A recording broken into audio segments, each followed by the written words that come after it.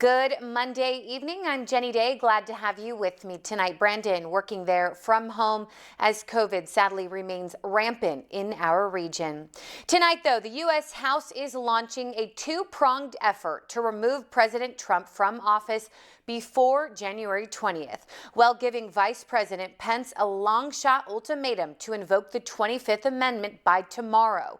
Democrats are also fast-tracking the impeachment process as Republicans are being forced to weigh the price of political loyalty. Now, just hours ago, Chad Wolf, the Department of Homeland Security Secretary, resigned, saying he had intended to finish out his term, but was compelled to leave following the recent events. Now, we need to warn you that this next report contains some images of violence that some might find disturbing. Alice Barr starts us off from Washington. As more shocking images and accounts emerge from last week's siege on the Capitol, pressure is mounting to hold President Trump accountable for his role in inciting the deadly violence. Today, back in the building where they were attacked by a pro-Trump mob, House Democrats formally introduced one article of impeachment, incitement of insurrection. We cannot simply let this go because we can never heal as a nation if we don't have justice first. It comes after Republicans sidelined a resolution calling on Vice President Mike Pence to replace the president under the 25th Amendment. I object. Objection is heard.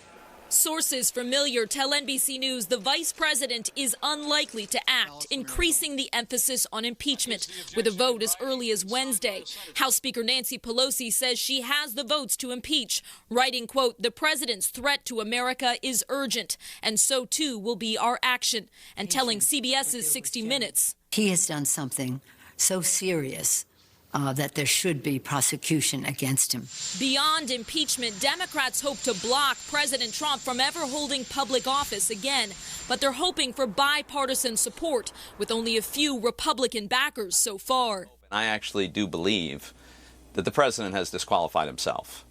The Republican-controlled Senate is in recess until January 19th, the day before President-elect Joe Biden's inauguration. All 100 senators would have to agree to come back early, and that's unlikely to happen, setting up the possibility of an impeachment trial after President Trump has already left office. In Washington, Alice Barr, NBC News.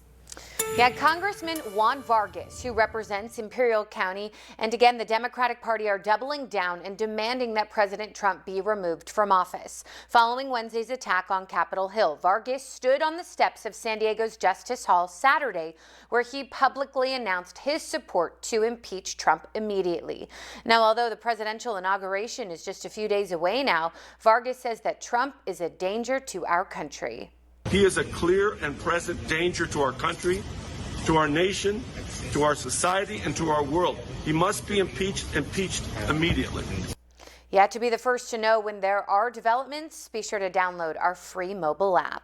Meanwhile, Arizona's governor gave his State of the State address today, striking a different tone than in years past. Doug Ducey